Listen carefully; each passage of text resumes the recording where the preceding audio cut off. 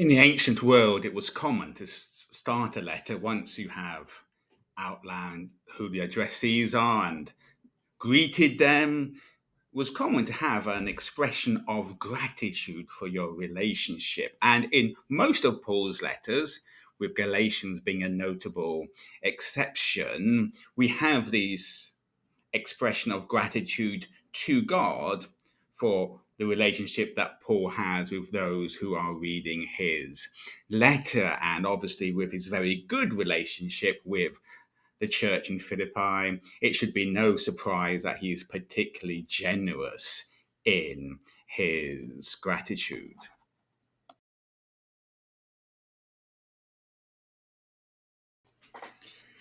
What stands out is Paul's gratitude for his readers, for the church in Philippi. The Christian faith is not a solo venture, and therefore Paul is grateful to the Lord for those who accompany him on his journey. What stands out here are all these words in a short verse, a number of words which suggest totality, suggest completeness. Paul thanks God in all my remembrance of you. He gives great gratitude always in every prayer of mine for you all. What comes across is actually Paul is systematic in praying for the church in Philippi. He is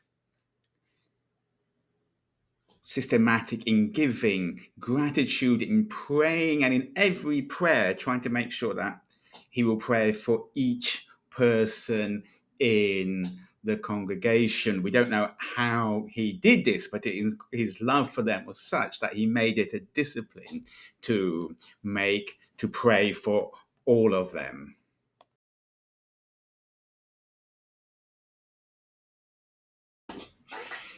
The Greek word that Paul used to describe his partnership or fellowship with the church in Philippi is a word that has become familiar to many people, even if they don't speak or read Greek, which is the word koinonia. And in the ancient world, it had this idea of a business partnership. It was often a word used to describe business arrangements. And there is a sense that there was this financial side to the relationship between Paul and the church in Philippi. On various moments, they gave him gifts. And not just to Paul, when Paul sought to raise funds for the church in Jerusalem, which was suffering the consequence of a famine. It was this church, the Macedonians, the church in Philippi, that were particularly generous, even though they were not a particularly wealthy church. But it's interesting that the partnership for Paul is a partnership in the gospel. It goes beyond something transactional. It's about the good news of Jesus Christ, the new people that Jesus Christ is forming. And in that sense, it does also have echoes of the word that we might use, fellowship.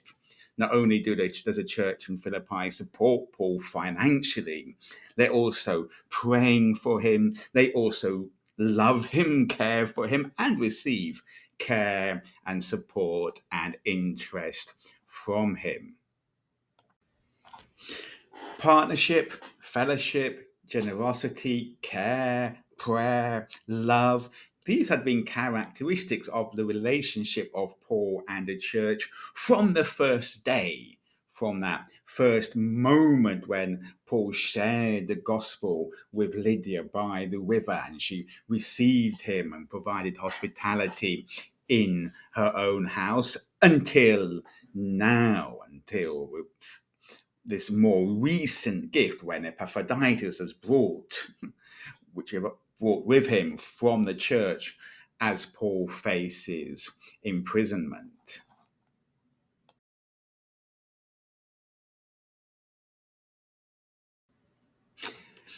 Some writers like to limit the scope of the hope that Paul is expressing here and suggest that what he is describing is the gift that the church had given him through Epaphroditus, and that this good work God will ensure that it reaches completion and its fruits will be seen on a day of Jesus Christ.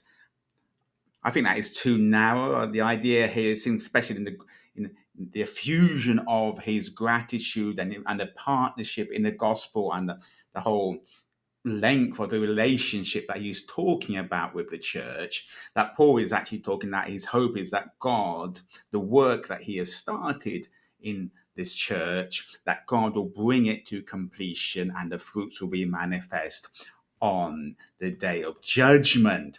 That does not necessarily mean that every single person in a church will reach the end well. There are many references in Paul's letters to people who have disappointed him, who have fell behind, have even abandoned the gospel. But Paul never abandons the hope that God's people, his church, will be presented as pure and blameless. And even today, we may see that despite the failures of individual Christians, and actually perhaps we might say Christian institutions and local expressions, the hope still remains that on the day of Jesus Christ, the work that God has begun in his people will be brought to completion.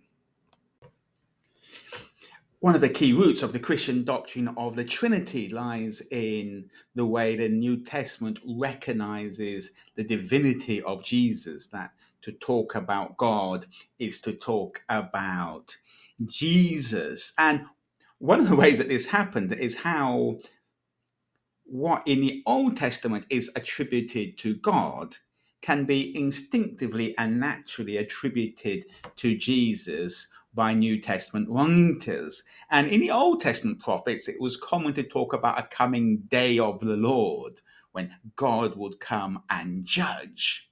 And this is the idea here that Paul talks about, but he uses the expression the day of Jesus Christ. The day of the Lord is the day of Jesus Christ, because for Paul, you can't talk about God without talking about Jesus. And it is interesting to see it, and that we'll see this across many of Paul's epistles, the idea that one day a day will come when Christians will have to present themselves before their Lord, and their lives will be tested and their lives approved.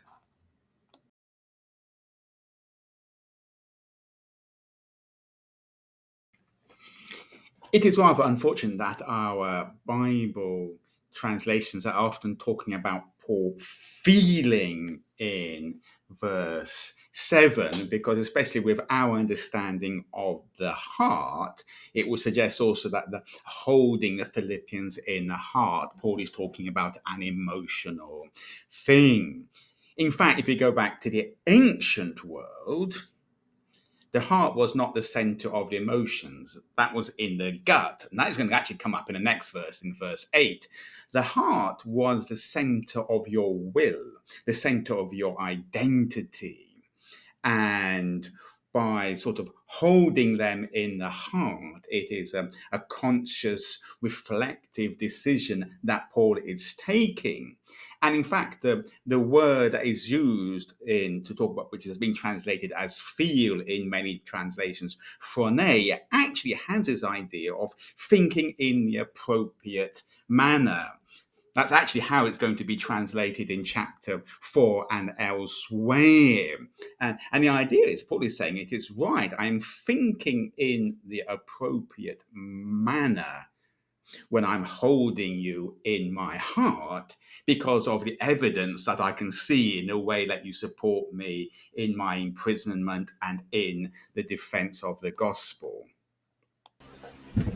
Paul refers to sharing in grace, partaking of grace with the church in Philippi in his imprisonment. And this is the first explicit, clear reference in the epistle to the circumstances that Paul is facing. He is in prison for Christ, because of Christ. We are not exactly sure of where he was in prison. in the book of Acts, we have references to two different places where Paul was in prison for an extended time after his arrest in Jerusalem. He spent some time in prison in Caesarea on the coast, and then he traveled up to Rome. Of the two, because of his references to Caesar's household and the guards, Rome would be more likely than Caesarea. He makes a reference to the Praetorian Guard, which, as we know, was based in Rome. One of the challenges here is that Paul refers to lots of traveling to and fro from Philippi to where he is imprisoned. And actually, both Rome was 800 miles away, from 800 kilometers away from Philippi, Caesarea even further. And some people have wondered that's quite a long distance to travel in those days. And so some people suggest that Paul may have actually been in arrest in Ephesus. In the book of Acts, there's no clear description of an arrest in Ephesus. And although all we hear about there was a riot that took place, in his communication with the church in Corinth, Paul does refer to feeling as if he was under a sentence of death whilst in Ephesus and many troubles. And some people suggest that this arrest, imprisonment would have been in Ephesus. It does shift when we would date Paul's letter. If it's a Roman arrest, it would be between the years of 61 and 64. If we're talking about an arrest in Ephesus, this would be dated earlier, but it doesn't really affect too much how we interpret the letter going forward. The church in Philippi is with Paul in prayer and in support in his imprisonment and also in his defense and confirmation of the gospel. And while some people have contrasted this, and the imprisonment is what happens when Paul is under arrest, and defense and confirmation is his preaching when he is free, it's more likely here that the defense and confirmation takes place when Paul is on trial, when he's before the courts, before the authorities and the judges. And Paul sees that it is not solely himself who is on trial, and he's not defending himself, but it's an opportunity to defend and confirm the gospel.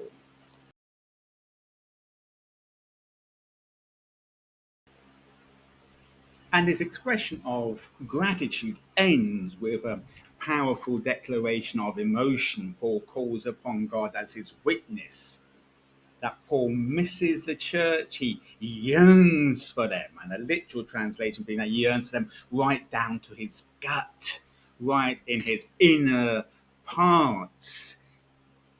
But even here, the focus is on Jesus, because we're told that the affection he feels, this emotion, is the affection of Jesus Christ. Both in a sense, I think that is the same emotion that Jesus feels towards the church. As for Paul, it is Jesus himself through the Holy Spirit who is producing this emotion, this love of Paul towards the church in Philippi.